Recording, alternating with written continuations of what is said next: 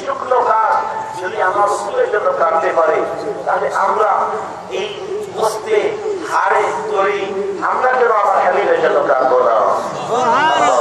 চিন্তা করে বলো সুবহানাল্লাহ।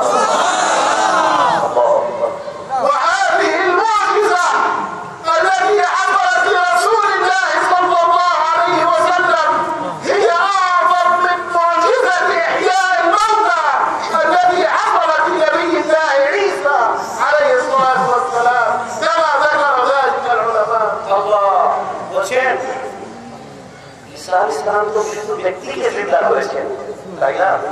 আমার নবী মৃত্যু ব্যক্তিকে জিন্দা করা মানে ওই ব্যক্তির মধ্যে রূহ ছিল, এটাকে ফেরত নিয়ে আসা।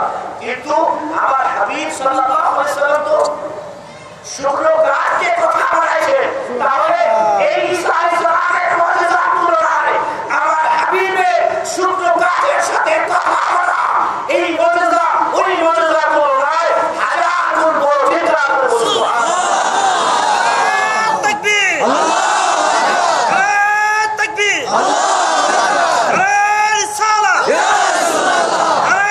গাউসিয়া, আল্লাহ, মাশাআল্লাহ, মাশাআল্লাহ। ماذا نقول فيك وأنت الذي بكى الجبل عند قدميك يشكو؟ ماذا نقول فيك وأنت الذي سلم عليك الحجر؟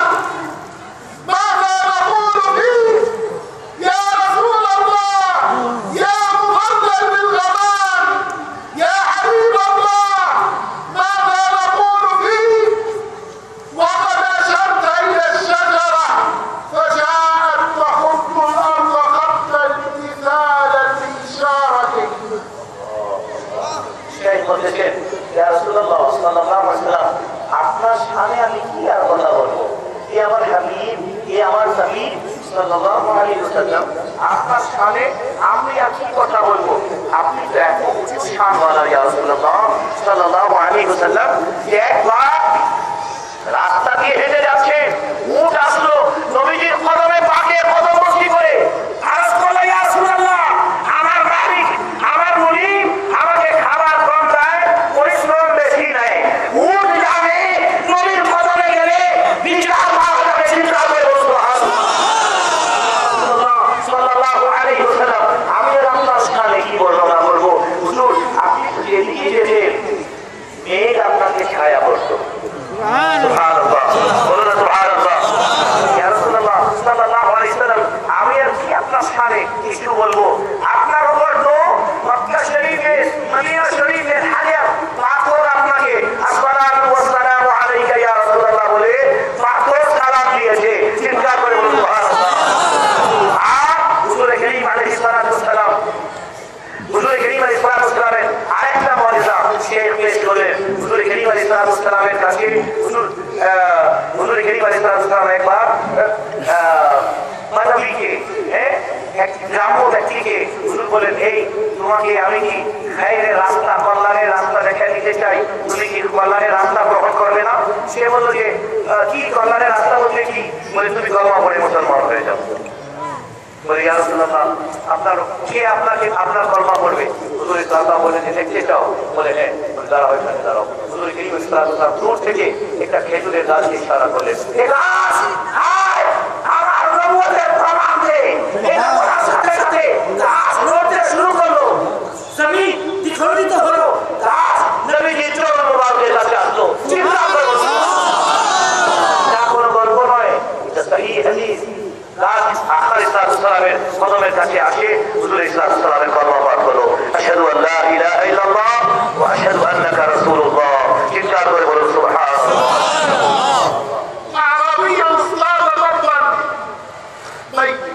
اصطاد، ثم لما وصل وجد جماعة مجتمعين على رجل، فقال من هؤلاء الذين يجتمعون؟ على من يجتمعون؟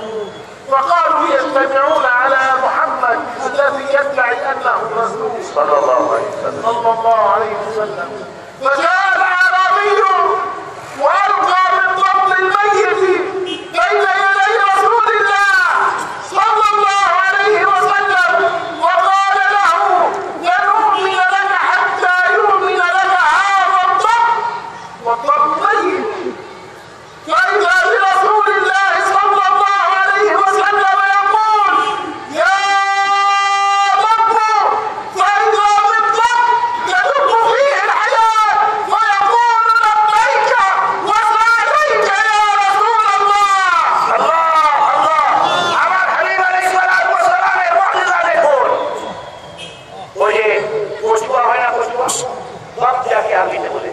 কচুয়া একটা মাছ, রক্ত হয়ে বেশি ওঠাতে কি বলে আপনাদের দিকে?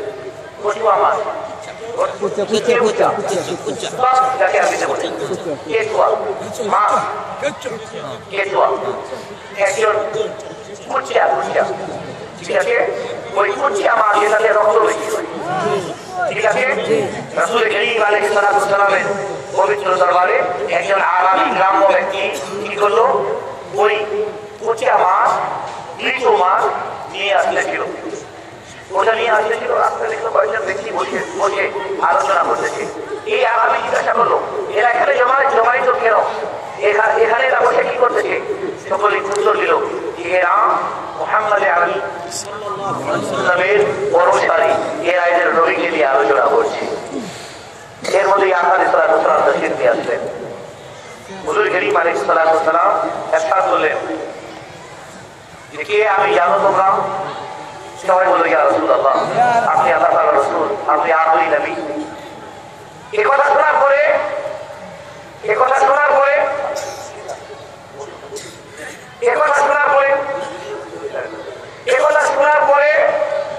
ওই আরামী গ্রাম্য ব্যক্তি বলল, দেশ থেকে এই কেঁচুটা বের করলো, মাছটা বের করলো, ঠিক আছে? এটা দেখতে অনেকটা সাপের মতো, ঠিক আছে? এর কোনো মোড়া সামনে রাসূল কারীম সাল্লাল্লাহু আলাইহি ওয়াসাল্লামের সামনে ফেলে দিল। বলল, ইয়া রাসূলুল্লাহ, আপনার বর্ণনা ততক্ষণ পর্যন্ত আমি করবো না যতক্ষণ পর্যন্ত এই মোড়া মাছ আপনার গলা বলে আমাকে শোনাবে না। আল্লাহ সুবহানাল্লাহ, সুবহানাল্লাহ। আলাইহিস সালাতু ওয়াস সালাম তখন ওই কেঁচু দিকে ইশারা করে বলেন, এই কেঁচু বলতো আমি কে?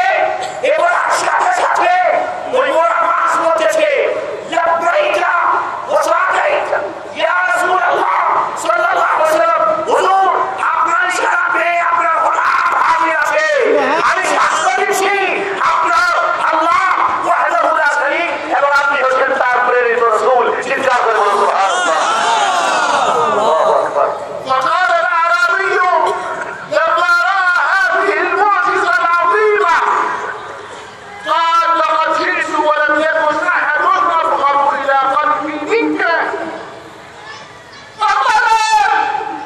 فقد ملأ قلبي وصدري وعظامي حبك وأني أشهد أن لا إله إلا الله وأشهد أن محمدا رسول الله. فقال عليه الصلاة والسلام الحمد لله الذي هداه لدين الإسلام الذي يعلو ولا يعلى عليه.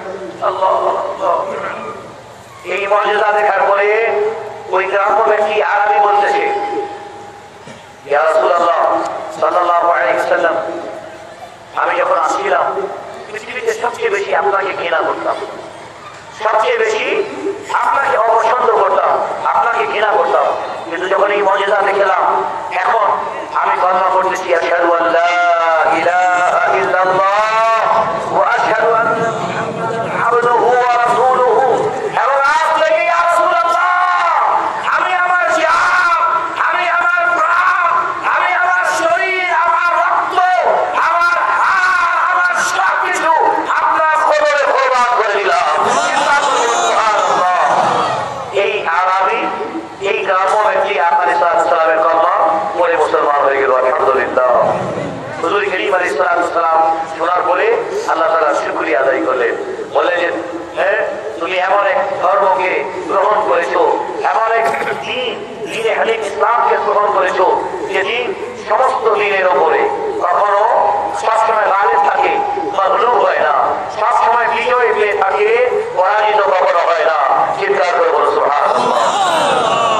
نحن على دينك يا رسول الله، نحن على عقيدتك يا رسول الله، نحن على حبك يا حبيب الله، نحن أتباعك يا رسول الله.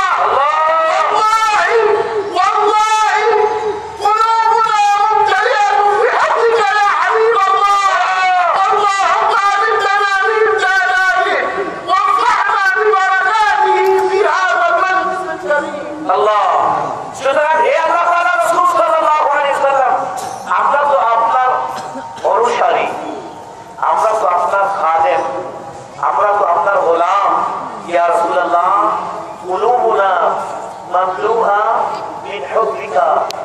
আমাদের হৃদয় তো আপনার আপনার মহব্বতে পরিপূর্ণ হয়ে আছে। চিৎকার করে বলুন সুবহানাল্লাহ। ইয়া রাসূলুল্লাহ, আমাদের অন্তরকে যদি চাপ করা হয়, কোন শান্তি আপনার ইশকের সাগর পাওয়া যাবে। চিৎকার করে বলুন সুবহানাল্লাহ। আমরা আমাদের হাবিব আলাইহিস সালাতু ওয়াস সালামকে আমাদের প্রাণের চেয়ে বেশি ভালোবাসি। আল্লাহ